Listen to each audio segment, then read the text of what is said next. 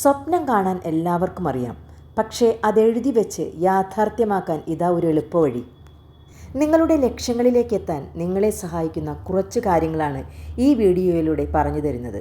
ഈ വീഡിയോ മുഴുവനായും കാണുക.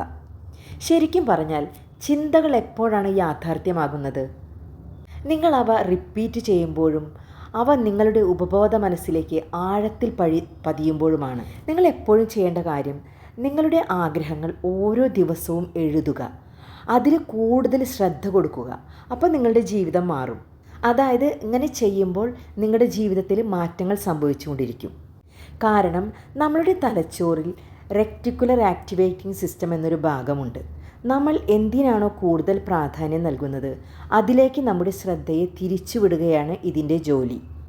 അപ്പം നിങ്ങളുടെ ആഗ്രഹങ്ങൾ നിങ്ങൾ ദിവസവും എഴുതുമ്പോൾ നിങ്ങളുടെ ബ്രെയിൻ ആ ലക്ഷ്യങ്ങൾ നേടാനുള്ള അവസരങ്ങളെയും വഴികളെയും സബ് കോൺഷ്യസ്ലി തിരയാൻ തുടങ്ങും. ഇപ്പം ഒരു വിത്ത് നട്ട് അതിനെല്ലാ ദിവസവും വെള്ളമൊഴിച്ചു കൊടുത്താൽ മാത്രമേ അത് കിളിർത്ത് വരികയുള്ളൂ. അതുപോലെ വേണ്ട സമയത്ത് അതിന് വെള്ളവും വളവും ഒക്കെ നൽകിയാൽ മാത്രമേ അതൊരു വലിയ വൃക്ഷമോ അല്ലെങ്കിൽ ഒരു ചെടിയോ ആയി നമ്മൾ ആഗ്രഹിക്കുന്ന ആ ഫലം അതിൽ നിന്ന് ലഭിക്കുകയുള്ളൂ.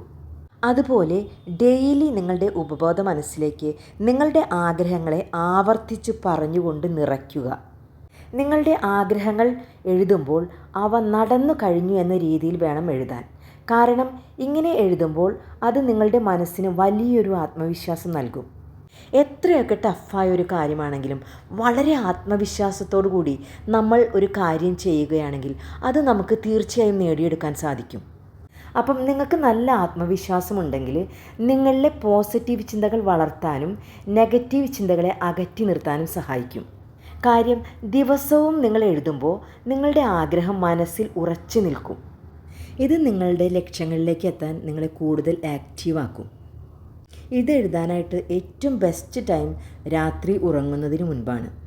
ഇപ്പം നിങ്ങൾ സാമ്പത്തികമായിട്ട് ഉയരണമെന്നാണ് ആഗ്രഹിക്കുന്നതെങ്കിൽ നിങ്ങൾ എഴുതേണ്ടത് ഇങ്ങനെയാണ്: ഞാൻ സാമ്പത്തികമായി നല്ല നിലയിലാണ് എന്ന് പോസിറ്റീവായിട്ട് എഴുതുക. അതുപോലെ നിങ്ങളുടെ ആഗ്രഹങ്ങൾ എഴുതുന്നതിനോടൊപ്പം തന്നെ നന്ദി പറയാനായിട്ട് മറക്കരുത്. അപ്പം നിങ്ങളുടെ ആഗ്രഹങ്ങൾ എഴുതാനായിട്ട് നിങ്ങൾ പ്രത്യേകം ഒരു പുസ്തകം മാറ്റിവെക്കണം. ഇപ്പം ഞാൻ നേരത്തെ പറഞ്ഞ പോലെ നിങ്ങളിത് എഴുതുമ്പോൾ എപ്പോഴും പ്രസൻറ്റ് ടെൻസിൽ വേണം എഴുതാനായിട്ട്. നിങ്ങൾക്ക് നിങ്ങളുടെ ആ ആഗ്രഹം നേടിയെടുക്കുമ്പോഴുള്ള ആ സന്തോഷം നിങ്ങൾക്ക് എത്രമാത്രം ഉണ്ടാവും, ആ ഒരു സന്തോഷത്തിൽ വേണം ഇത് എഴുതാൻ. ഡോക്ടർ APJ അബ്ദുൽ കലാം പറഞ്ഞതുപോലെ നിങ്ങളുടെ ആഗ്രഹങ്ങളിലേക്ക് എത്താൻ സ്വപ്നം കാണുക.